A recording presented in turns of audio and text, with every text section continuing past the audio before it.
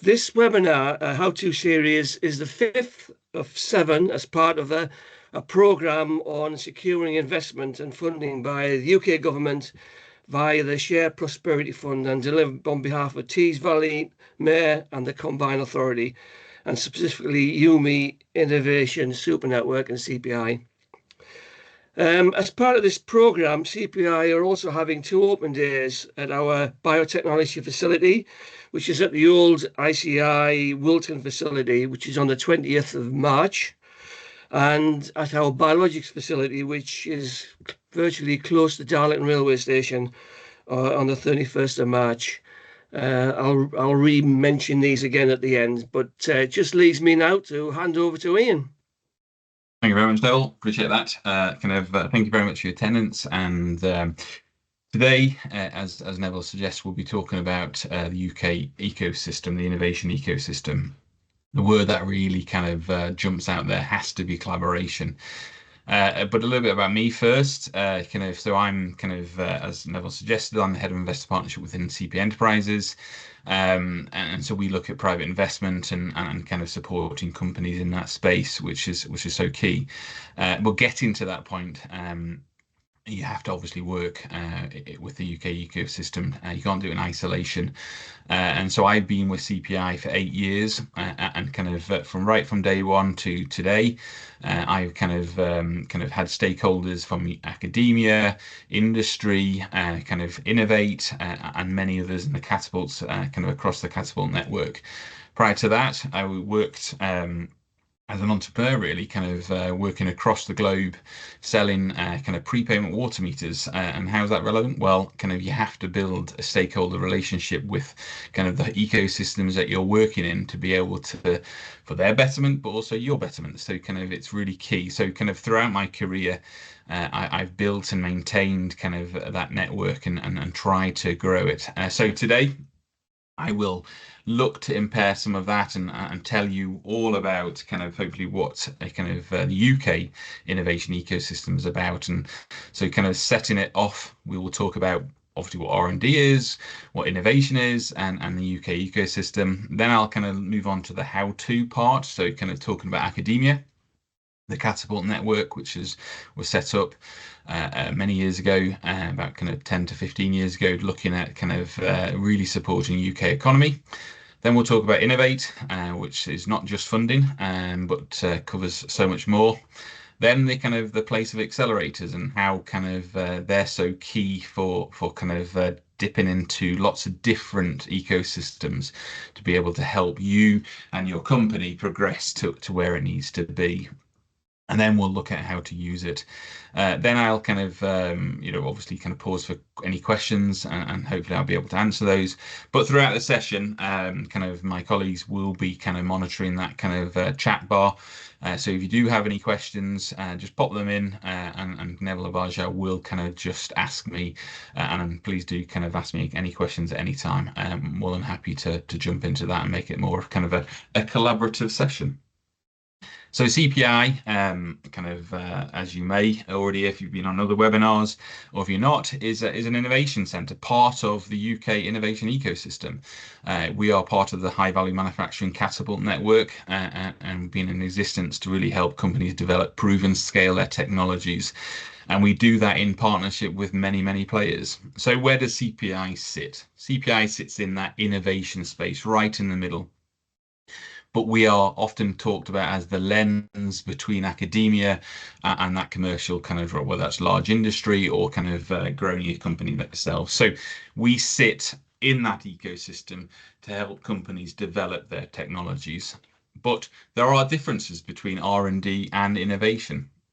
So R&D sometimes is the idea, what provokes an invention to get to where it needs to be. So it's all about, as it says there, to undertake that innovate and introduce new products and services, or improve existing ones. Whereas innovation is very much about the art or the science of convening existing invention ideas into practical products and services that can be used every day. CPI has been in this space for over 20 years now, And we use a model called Innovation Integrator that looks at the successful path of an innovative product, and kind of we kind of saw that there has to be so many different parts for a successful journey. And obviously, kind of we feel that each has to be in the right place at the right time. So that's the people, it's the lead entrepreneur, it's the value and price kind of combination, it's the supply chain. They all have to be there. And if they're not, that may mean that that product or process fails or can take significantly longer. Now, a small kind of medium enterprise perhaps doesn't have all of those elements themselves. So therefore, they have to kind of look to the kind of innovation ecosystem to be able to fill those gaps, complement what they're doing with those parts. So that's why when I said at the beginning, collaboration is the heart of everything you should do. You should always be looking to extend and kind of bring in kind of talent from elsewhere, to be able, that's not necessarily talent just in people, but kind of universities, kind of the catapults, kind of innovate to be able to support you. And the support mechanisms are there, and they are there to be tapped into kind of every day. So what does that innovation support ecosystem look like? Vast, I think, is the kind of the answer. Now, this is a source from the Royal Academic of Engineering, who's actually just opened a capability in the northeast in Newcastle. So, there's so much out there, whether it's be the kind of businesses at the heart of it, that's large industry, kind of entrepreneurs, startups, spin outs, universities, innovate themselves, or the funding regional pots. So lots and lots to go at, and I'll try and kind of demystify or kind of identify some areas where you can get to in this call. So if we start with universities, obviously, no doubt you'll know many of them. But in the UK, there's about 141 UK universities to collaborate with throughout the UK, and kind of they all have their specialisms, and kind of some are more agnostic than others, and some are more kind of pointed. But they are world leading in their sectors, and they kind of recognized across the globe for that. And that's why we have such a vibrant and positive ecosystem. The amount of spin outs kind of created from the universities to kind of take that fundamental research to kind of commercial products is staggering, and kind of some universities are much better than others, but kind of there are so much activity there. And spin-ins is this kind of new phrase where you could utilize as a company already set up to be able to kind of utilize universities' capabilities to be able to kind of use their kind of capabilities to get where you need to be. A lot of these programs that are supported are kind of funded kind of via a number of different kind of parts, whether they are Innovate, whether BBRC, kind of KTPs, etc. Many different areas, but they have a rich kind of R&D pedigree. They have kind of capabilities of labs and assets on the ground to be able to support. They have the ability to put people into organizations or vice versa, and they have capabilities to certify kind of programs to help. So we look at kind of that in the Northeast in particular, and kind of there's a program connecting kind of 4 of the UK, Northeast universities called Arrow. And that is a funded program by SBF, similar to this one, to support kind of SMEs. And that could be kind of on the one-to-one kind of critical friend approach. It might be kind of research and facilities that kind of you delve into. And these are projects that are there to really unlock kind of the capabilities and the world-class kind of expertise that are in those universities. Northern Accelerator, another kind of example of kind of connecting the universities in the Northeast, including also York, but we can kind of say that's in the Northeast as well. It's not too far afield. And that is really kind of looking at that early stage entrepreneurial journey about supporting future future founders to be able to kind of look at kind of the skills that they need to have that growth kind of their ideas and their kind of innovation journey. Also kind of connecting with kind of funds to be able to kind of actually fund those kind of critical paths, and Teesside University is very much one of those partners. Teesside University themselves have a number of kind of funded programs for kind of startups and kind of SMEs to be able to kind of benefit from. Some of them are very kind of specialized in kind of areas that they kind of focus, some not so, some more agnostic. Here's a sample of those kind of there. So it would be always good to kind of connect to your university and Teesside, if it's in this region, obviously, to be able to kind of see what they have to offer and to see if it fits with your capability or your needs at that time. One company that used a kind of Teesside was a company called Stuff for Life, and I was personally involved in this company when they were referred to us a number of years back now. Stuff for Life, looking at a recycling process for workwear and kind of particularly any kind of fabrics to kind of really kind of produce a circular economy.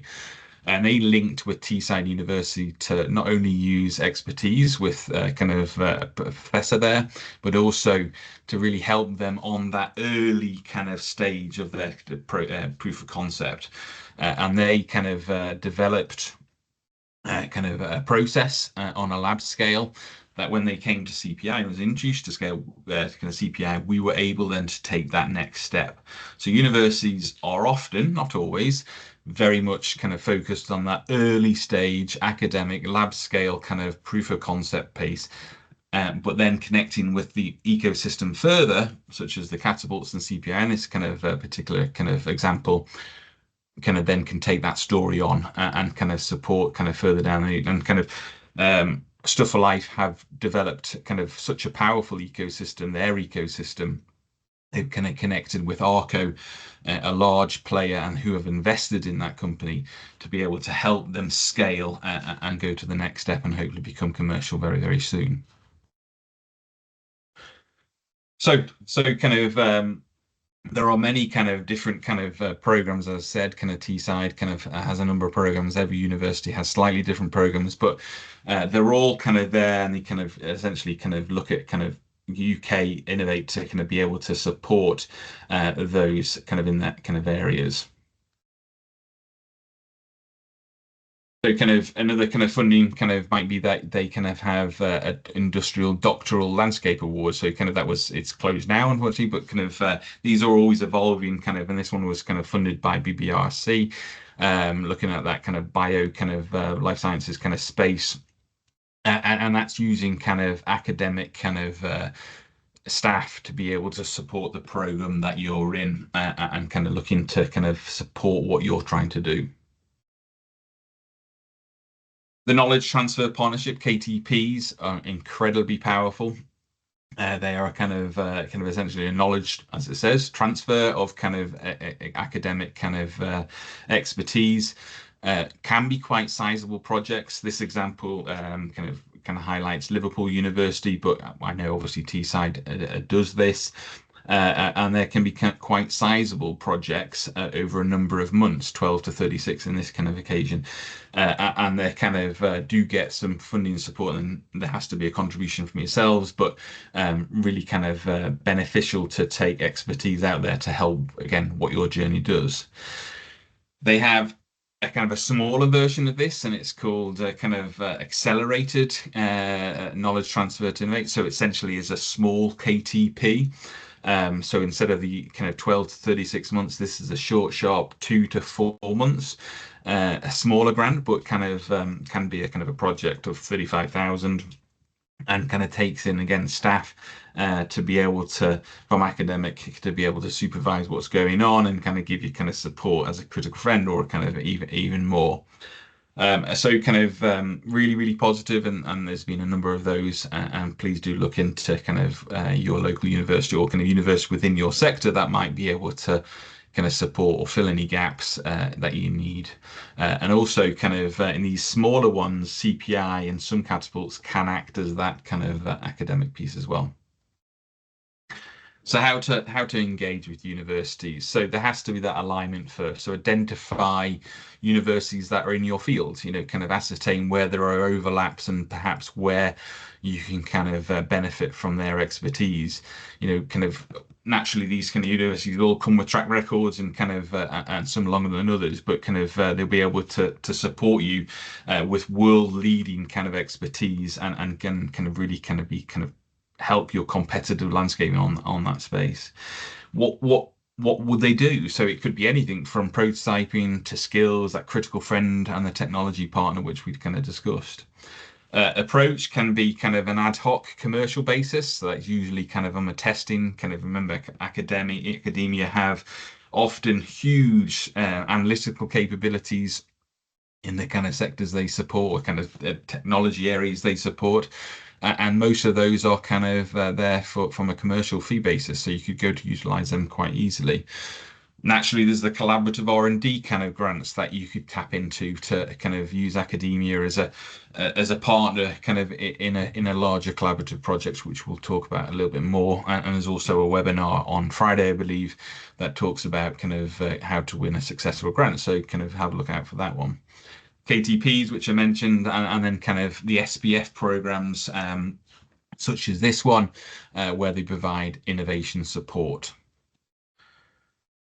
I'll pause to see if there's any questions on the kind of academia kind of space before I move on to working with catapults. Problem if there isn't. Neville, any questions? Apologies, I can't see the screen. No questions at the moment, Ian. Okay, thanks a lot. So next, we've talked about academia. So that often, as I said, is the start of the story, kind of and kind of blending into that kind of scale up, that proof of concept going to kind of to scale. And as I said, some years ago, the catapults were set up, and there are kind of a big catapult network out there looking at kind of a number of different sectors. So kind of moving from technology areas, perhaps in an academic setting, to a market sectorial focus. So we have the medicines discovery kind of, which obviously looks at kind of development of new medicines. You have in the same space the cell and gene therapy catapult, and then other areas you have such as digital, you have connected places, offshore renewable energy catapult. Some are a little bit more kind of self-evident from their title than others, but CPI is part of the high value manufacturing catapult, which kind of is a kind of a collection of 6 centres. Some are linked to universities, and others are not, but kind of are connected to that ecosystem to really be able to help develop, prove and scale in those areas. And the catapults were very much, they're not manufacturers, they're not kind of the idea producers, they are very much in that space, as I said, in the innovation space, to be able to help companies develop, prove and scale. So high value manufacturing catapult, which kind of CPI is a part of, is connected to the government. So the government fund via Innovate the catapult network to be able to produce facilities and expertise in a number of sectors that are there to support you and companies to do what you need to do. Where kind of, I said, so high value manufacturing, I said, is kind of connected to kind of a number of organizations, and CPI is here in that, and look at to support in the manufacturing space, and therefore covers a vast amount of different areas. CPI perhaps kind of works in about 11 different sectors, but collectively the kind of high value manufacturing catapult covers 27 different technology or sectorial areas, and they're not necessarily small. If you kind of, for instance, biologics, that kind of covers a vast amount of pharma and kind of vaccines and therapeutics and what have you. But there are a number of different areas. So just for scale, CPI is about 750 people.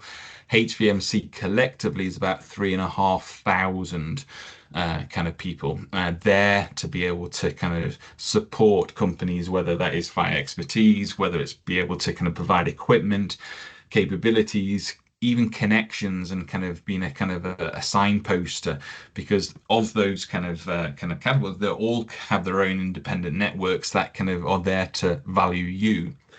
Naturally, insight and then kind of skills and workforce development is also key, and be able to kind of produce the workforce in that area for tomorrow and beyond.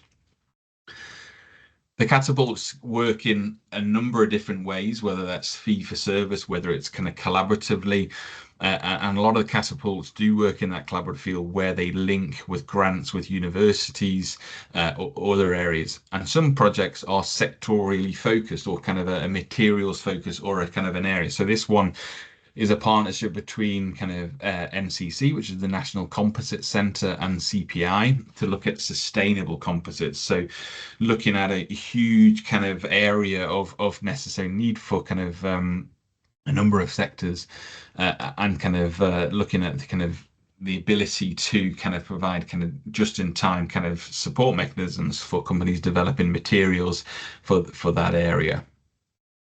Another somewhat larger collaborative project connecting kind of not just the partners within HVMC, but also the other centres, kind of the other catapult centres and several non-catapult centres, was a programme called HI, which was the Hydrogen Innovation Initiative. And then kind of that brought together and funded by government via Innovate to look at the hydrogen economy and how the UK could be best placed to support technologies in that kind of sector or that kind of commodity area of hydrogen. And so kind of this is one example of where a huge ecosystem comes together for the betterment of one technology space, which is obviously cross-cutting and really, really large, but it's there to do that. And whether it's the same materials or kind of hydrogen or kind of cell and gene or what have you, there are initiatives kind of and programs of support in a number of different areas.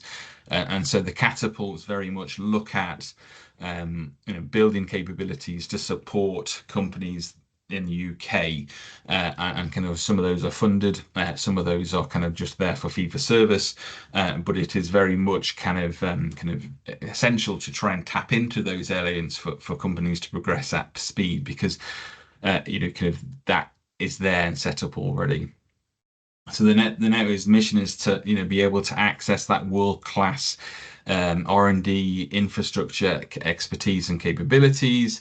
It is there to kind of looking at kind of building supply chains. It's kind of being able to kind of look at supporting kind of companies in a end-to-end perspective and taking it from all the way from that invention, kind of what might be in academia or kind of on your own, through to kind of that scale-up journey, and then kind of linked into large corporates, or kind of being able to kind of manufacture at scale yourselves. And then obviously it's there to look at kind of developing the workforce to complement that. There's no point building a capability without the kind of workforce. So it is there. It's cross-cutting. It is vast, and it's. I would be very surprised if there is not an area that couldn't support you on your journey. A case study in this space, and kind of it was a funded program initially. So there are a number of kind of what we call RTO grants, kind of that are kind of an ability to produce, and this is funded by which was IUK Edge, but now has become Business Connect. And the reason for this funding was to open up the Catapult network, or an RTO, to be able, which research technology organization, to be able to have the first ability to engage with the Catapult or RTO to do what you need to do and then grow from there. And kind of this company, Millibiotics, were producing smart socks, kind of so medical device or kind of wearable. And kind of as you can see from their kind of journey from January 22, when they first engaged with, in this case was CPI, they've gone on to be able to get support from funding from Biomedical Catalyst, kind of another kind of grant called Fast Smart, and then kind of Future Economies grant. They've then gone on to raise private investment.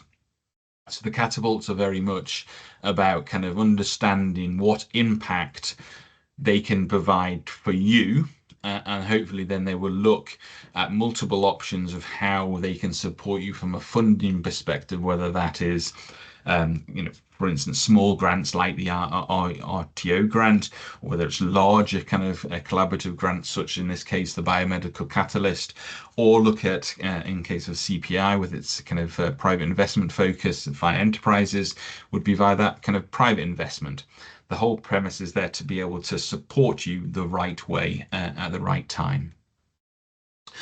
So how to engage with catapults? So therefore, similar to academia, from the technology perspective, is to identify which catapult or which center within a catapult is most aligned to yourselves and perhaps can support you. Then it's to ascertain that overlap and kind of look at that and kind of with their track record. CPI has been in existence for over 20 years, kind of MTC kind of over 12 years, and many of the centres have kind of got a long track record of success of being able to helping companies, big and small, overcome their innovation challenges to get where they need to be. As I say, it can start as small as a critical friend, whether it's a kind of giving you a little bit of advice in an hour call, 30-minute call, and it goes no further, but you've got that insightful kind of guidance, or it's on to kind of that kind of larger project, whether it's the kind of validation, whether it's proof of concept, whether it's a scale-up partner to be able to really kind of scale with you over a multi-million or kind of multi-year program. The approach, straight fee for service, commercial projects is one example of how you can engage. Another is kind of via collaborative R&D kind of grants.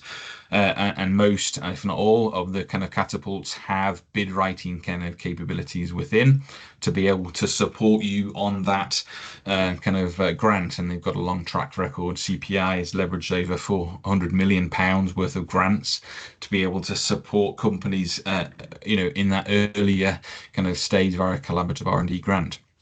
There are smaller projects such as the R2O grants, which are up to £15,000, but there are equally other little pockets of cash. There's kind of CPI runs a program called SEAMS, which is looking at kind of advanced materials, and there are several others. So kind of a lot of the catapults do have access to non-dilutive funding opportunities, but they also have access to private investment. Enterprises being CPI Enterprises being a case in point, where we look at not only kind of investing in companies but also supporting kind of companies with investor introductions. So it's about, as I said, understanding the what can a catapult do for you that's going to drive impact for you, and then how is it going to be funded, and it's aligning that and kind of and that's what we've been doing for many years. So again, I'll quickly pause there to see if there's any questions about the catapult. Sorry if I'm rattling through this, but please do kind of ask me any questions now or kind of after the webinar. I'm always available. Nothing at the moment, Ian. No problem. Okay, I shall kind of proceed. So working with Innovate UK. Typically, as I said, kind of instantly you think about funded grants, and absolutely that is one of the kind of main kind of things they do, but it's more than that. It's support and kind of its funding via its guises. So kind of the support can be, as it says there, skills, growth and scaling support. There's a lot of innovation growth specialists throughout kind of Innovate there to really connect with companies to be able to give them the tools and the connections of their network and beyond to really kind of give them what they need to get to where they need to be. And then the kind of from the funding, which I guess is more well known, or is to me, that isn't just kind of those non-dilutive funds via the grants, but that is, as I say, key, and there are a number of different areas that they kind of provide that grant funding in, and we'll come to that in a second. But there are also other aspects they've been developing, because Innovate very much want to be able to be not only an early stage funder for companies in that early stage. They want to be able to unlock the barriers to perhaps that private investment via kind of private equity or other means to be able to help companies get over the technical challenges, de-risk their technology, so that kind of investors or kind of other funding kind of bodies can be able to support. So kind of one of the areas they looked at was loans. A very favorable kind of terms and conditions relative to loans they provide. So innovation loans kind of quite sizable and have kind of very attractive kind of repayment, but they obviously are a debt, so therefore they do need to be repaid. Another kind of prospect, kind of thing they've been working on for a number of years now, is the investor partnerships, where they bring kind of investors to the kind of party kind of perhaps a little earlier by kind of offsetting any private investment with non-dilutive grant funding. So it's a marriage of kind of grant funding and private investment, whether that's angel or kind of institutional investors. And that kind of investor partnerships program has a large network of UK investors associated with it. So similar to any other kind of grant, you would go through an application, define kind of what project size and what you're going to be doing that project, and then kind of connect the investor in there to be able to kind of hopefully kind of de-risk kind of that project, and then kind of enable to kind of non-dilutive and dilutive funding going together hand in hand. The most recent kind of path has been direct investments. So again, but kind of trying to link that bridge from kind of non-dilutive grants through to kind of private investment. They're looking at investing via kind of Catapult kind of companies. So kind of companies that work with the Catapult network can be kind of referred to this program for investment, direct equity investment. Usually go via convertible loan note to be able to then kind of get a kind of a small investment, so anything up to potentially £1 million, and then kind of look at kind of that next first institutional investment round kind of within 6 to 12 months, 18 months after that, but to be able to have that funding to progress a company in that regard. And then finally, the contracts they've got kind of via kind of SBRI, kind of very key at be able to support kind of companies. So leveraging kind of innovation grant funding is clear kind of so where do you look? The kind of main source of funding, albeit the ecosystem at the moment it is a bleak one, but it's not a kind of a closed door. There are still kind of funding going. You have Horizon Europe, which kind of the UK companies can still apply for, and kind of there are usually longer, bigger programs of kind of support, so into the multi-million kind of size. Because it's Horizon, you do have to build a collaboration of kind of European partners with there. But kind of with all of these areas, kind of Horizon and Innovate, the Catapults can support with their bid team if they're going to be able to support in a kind of the project. And then there are also kind of independent bid writers that can support you, whether that's kind of assessing a grant or kind of helping you write it. And some of those are kind of, well, most of them are paid for, but kind of the Catapults wouldn't be kind of, it would be a free service. So there is an active kind of round of Horizon, which I'll kind of outline in a minute. Then there's Innovate UK, say kind of a lot of kind of historic kind of different areas of grants and different sizes. So you have typically your smart grants. Appreciate they're on hold at the moment. So we'll see what happens in the next financial year from April 1st onwards. Some are kind of agnostic, like the smart grants. So you could be going against kind of, if you're a kind of therapeutic company, you could be going up against a advanced materials company or a kind of a digital software kind of. So that it's all agnostic, but it's kind of ascertained, it's evaluated on the merits of the kind of what the project's going to look at and kind of try and achieve. And then there are more targeted calls, such as the biomedical catalyst, which kind of is all kind of relative to pharma and kind of that area. And kind of these projects are kind of funded to a kind of a certain rate. So in a kind of a SME would have 70% of the grant funded via Innovate, and partners like academia and kind of the Catapults would be fully funded in that approach. So it would be a kind of an allocation. So for smart grants would usually be 30% of the allocation can be to a university or a kind of an RTO, a kind of Catapult, but it is kind of in total 30%. Others are a lot bigger and somewhat unlimited. And then you have your regional funding. So there are a lot of SBF projects, which are now a continuation of what was the ERDF programs kind of several years ago. And so these are often smaller kind of projects, but kind of very, very kind of useful to build kind of an area. So kind of all kind of regions have particular focuses. The north kind of east naturally is relative to sustainability. So you've got kind of a rich kind of capability of decarbonisation or kind of battery materials, or but there are other kind of more agnostic kind of focused projects as well. So kind of where do you find these opportunities trawl? So kind of at the moment, they're not kind of abundant, unfortunately. Kind of if this was say 12, maybe 18 months ago, you could have an incredibly long list of opportunities. And so kind of but it's always worthwhile kind of seeking kind of some advice, whether that's via kind of innovation growth specialists in Innovate, or the catapults, or kind of other kind of grant providers or kind of bid writers that could give you a hand on that area. But the first kind of protocol would always be the kind of government website to look at what programs are out there. Perhaps more abundant kind of to Innovate just now is the upcoming calls in Horizon.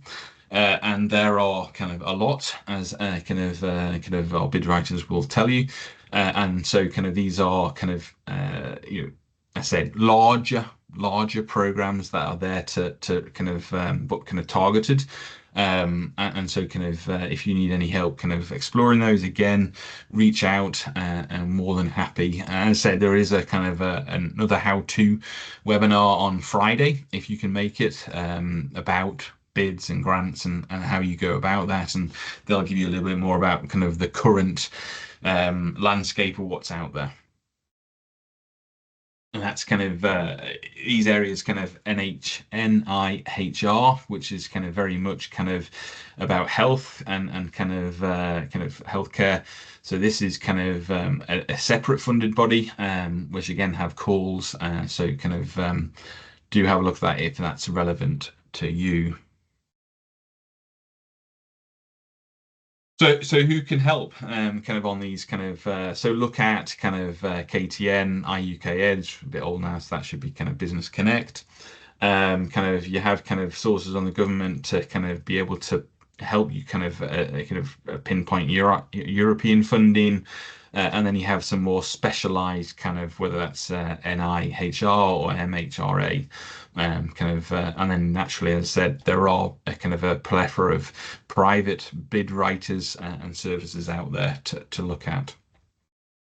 But from kind of how to develop a grant, so there's kind of 3 points from our CR&D team, but if you want to kind of have a more in-depth kind of explanation, please do kind of join the kind of call on Friday.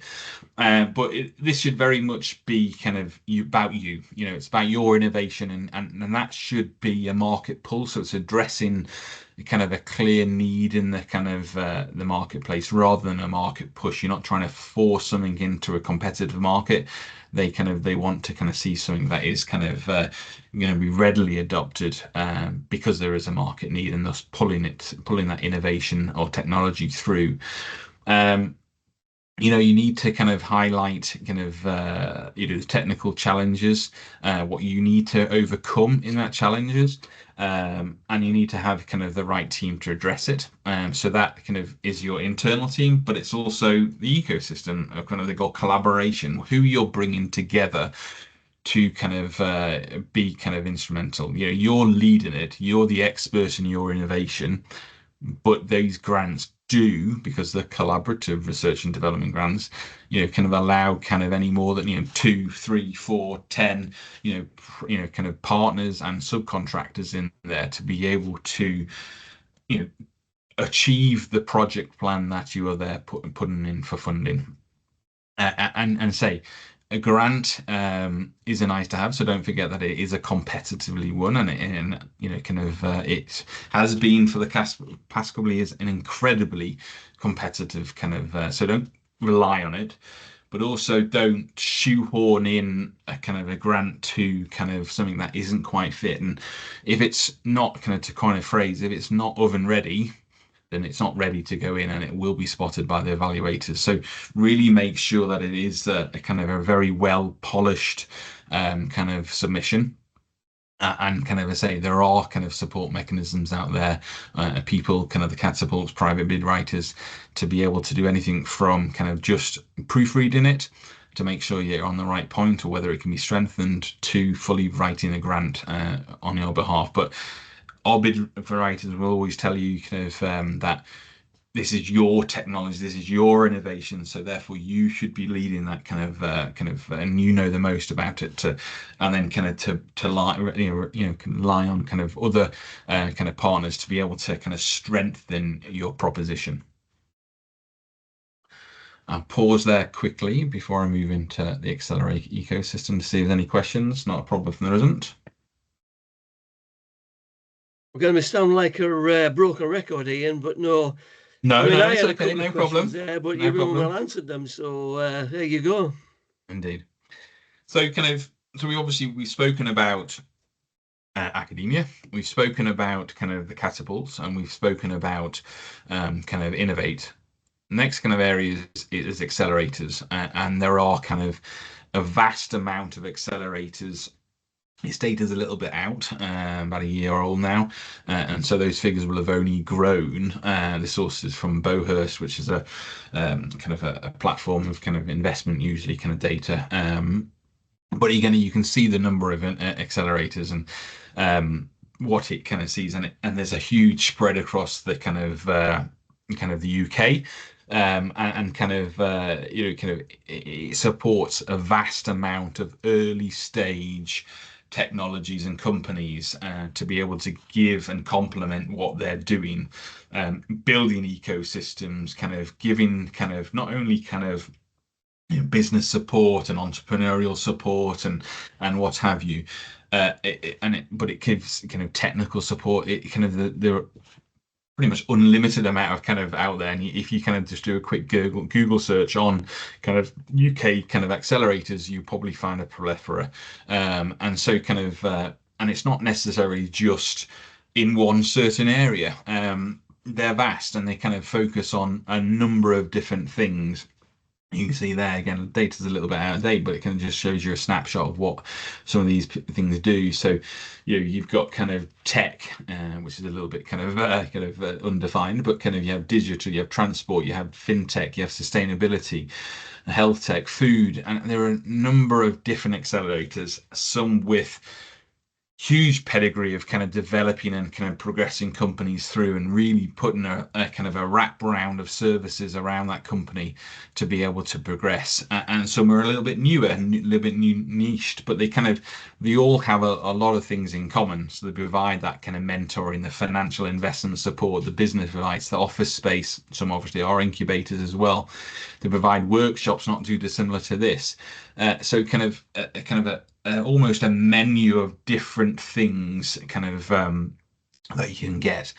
And one important thing is that investors really do have a track record of being able to enhance a company's ability to attract further investment. So this was a snapshot, of those companies, kind of not kind of attended an accelerator, have an average amount raised kind of 3.71 million. But if you have attended, it's 5.36, and kind of all of the kind of suggestions that if you kind of got onto a kind of accelerator, because most of them are application proven, so similar to a grant, you have to prove why you go onto that accelerator. They're really successful at kind of accelerating, kind of that's why it's called. To kind of help these companies get where they need to be. And they might be short interventions, but they kind of also might be kind of really exclusive and backed with money. So kind of an example is the Net Zero Technology Centre up in Aberdeen. They come with, once you're on that program, and it has a 10 company cohort every year, they get £125,000 of non-dilutive funding on top of all the other things they provide, such as business mentoring and what have you. So some of them are very lucrative, but kind of once you're a cohort company of that accelerator, it really is kind of very impressive.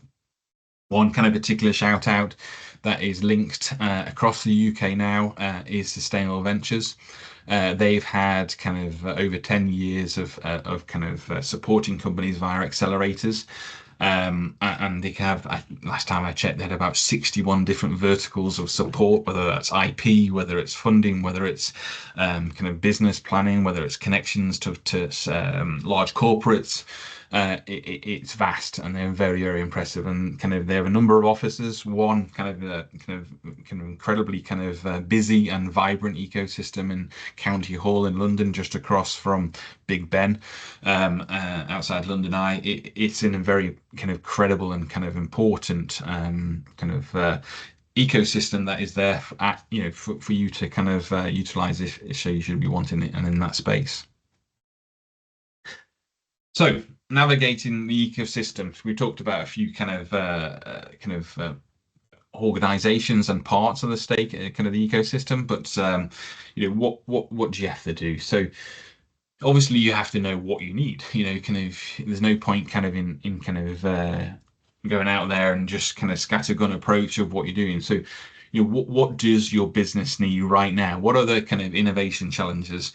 What's keeping you up at night about your business? How is it, what's stopping you getting where you need to be? What would be most helpful to kind of get you on that track? So therefore be as clear as possible about what you need. And then kind of whether it's academia, whether it's a catapult, will be able to connect that much quicker. Locally, first and foremost, there's lots of kind of regional kind of opportunities. There's growth hubs. There's lots of support on the kind of intranet that defines your regional kind of capabilities. And it's often easier to connect regionally than kind of 200-300 miles away. So look regionally first about what's on your doorstep. If it isn't there, then kind of look at kind of other areas. There's lots of inward investment kind of support about moving into different regions if it's going to be an ecosystem that's going to be kind of beneficial to relocate. Kind of consider the breadth of what is on offer. Look regionally first, but also do consider the kind of wider, because there might be something kind of